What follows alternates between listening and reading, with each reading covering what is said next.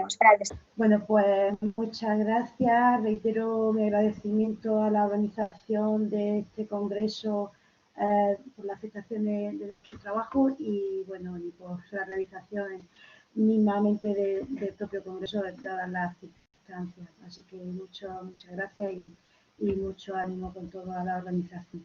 Yo voy a presentar un trabajo que hemos realizado parte de miembros de los componentes del grupo de investigación CTS, 1021 de Cuidado y Salud de la Universidad de Granada y 2 profesionales de enfermería más. Este estudio, pues como lleva como título Factor asociado a mitos sobre violencia de género en una población jóvenes andaluces. Está claro que la violencia hacia las mujeres se considera el resultado de diferentes determinantes, tanto de tipo histórico, estructural, simbólico, social y familiar. El patriarcado, al considerar a las mujeres en un estatus inferior al de los hombres, ha avalado a lo largo de los siglos y de manera universal este tipo de violencia. Además, los mitos sobre la violencia de género, definidos y conceptualmente como aquellas creencias estereotípicas, generalmente falsas, sostenidas amplia y persistentemente por una amplia mayoría de la población, funcionan a nivel simbólico, incluso entre quienes consideran no tener ideas machistas, con el objetivo de minimizar, negar o justificar la agresión de un hombre hacia su pareja o expareja. Estas falsas creencias constituyen hoy por hoy uno de los principales obstáculos para conseguir la prevención y erradicación de esta lacra social, si bien aún no existe un cuerpo de evidencia empírica muy consistente que los haya evaluado. Además, entre la juventud se va generalizando la opinión de que la igualdad real es una evidencia, aunque los datos no respondan a esta afirmación. De hecho, se informa que 1 de cada 10 parejas de jóvenes, en 1 de cada 10 se dan situaciones de violencia de género, y que 5 de cada 10 jóvenes se han visto implicados en alguna forma de violencia con su pareja.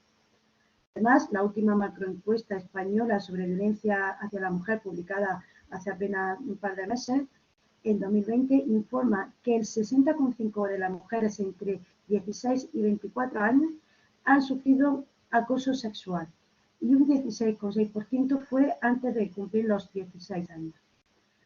El objetivo de este estudio, por tanto, es analizar el grado de acuerdo en relación con una serie de mitos sobre violencia de género en personas jóvenes y explorar la influencia de algunos factores, como son el sexo y el tiempo en esta creencia. Para ello diseñamos un estudio transversal mediante cuestionario voluntario y anónimo a jóvenes menores de 25 años residentes en Andalucía, detectados y reclutados por el alumnado de enfermería de la Universidad de Granada durante los años 2016 y 2018.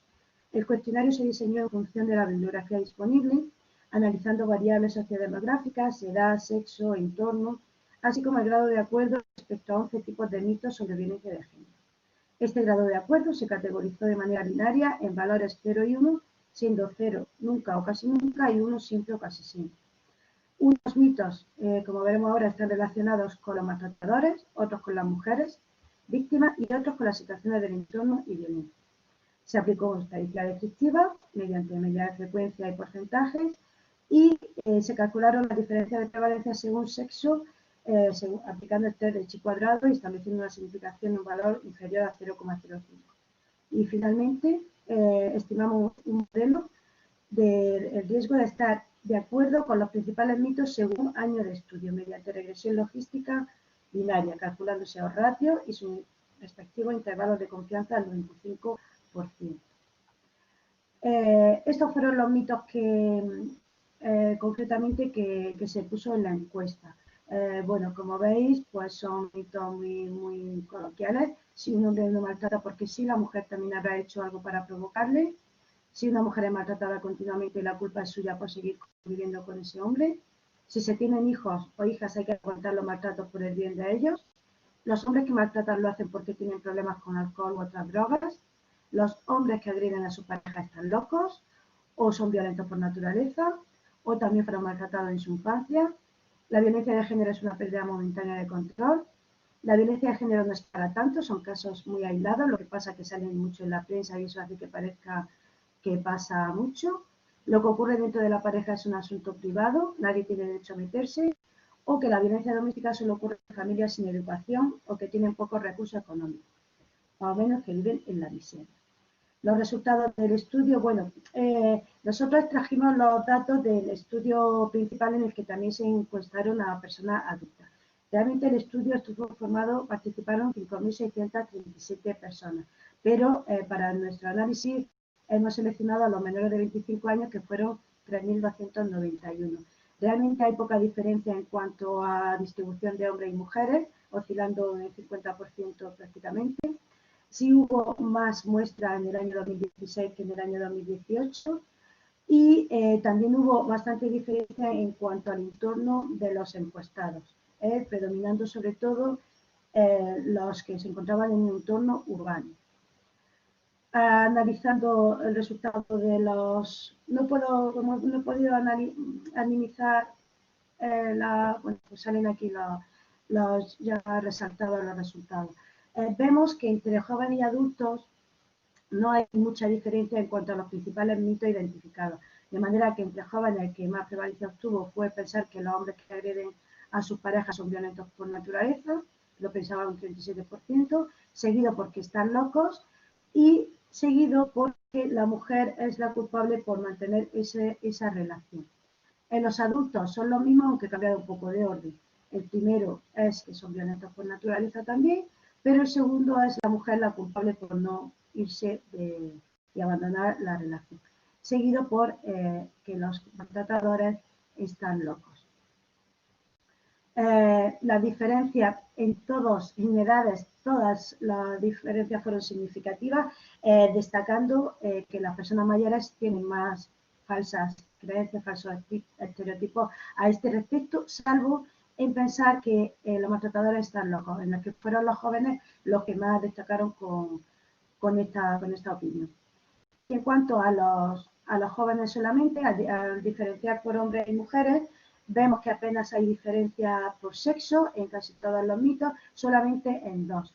Pensar que el maltratador fue maltratado ya en su infancia, lo piensan con diferencia significativa más mujeres, mientras son los hombres los que piensan que los maltratadores o los que agreden a sus parejas están locos.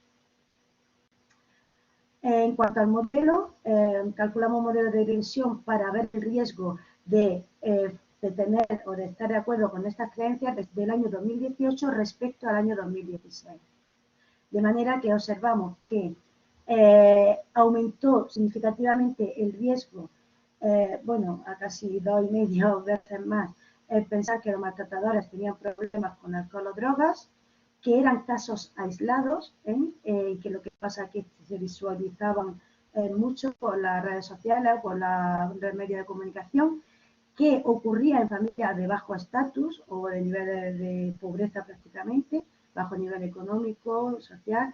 También está aumentado el que los maltratadores habían sido víctimas en su infancia, que eran violentos por naturaleza y estaban locos. Sin embargo, no hubo diferencia en pensar que la mujer provoca o que era una pérdida momentánea de control, y sí disminuyó la creencia de que es la mujer la culpable por no abandonar la situación o que es un asunto privado en el que no hay que meterse.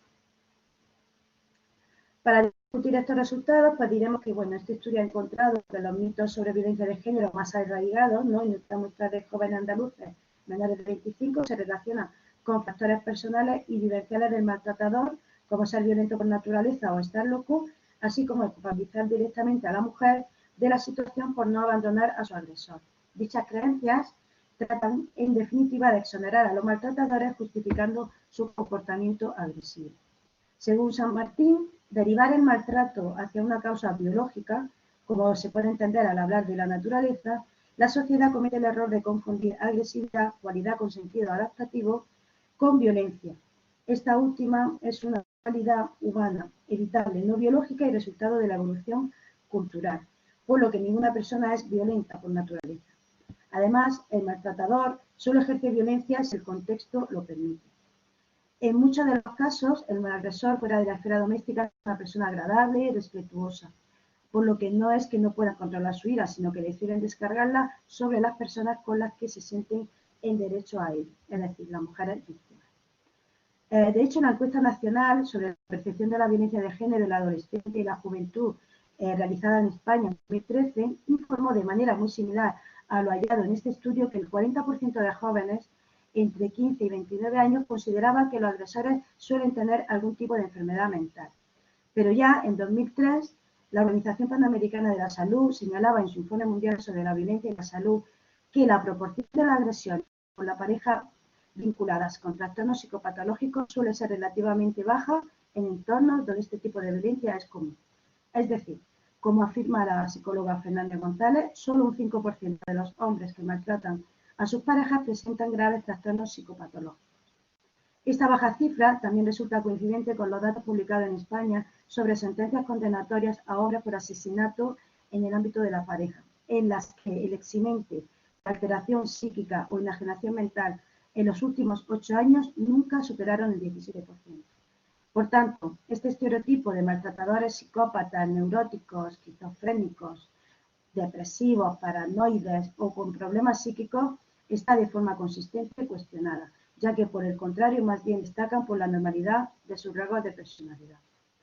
El antecedente de maltrato en la infancia es frecuentemente identificado entre los hombres como un factor de riesgo para reproducir la violencia en la edad adulta, pero esta asociación no se ha establecido de manera constante como causa.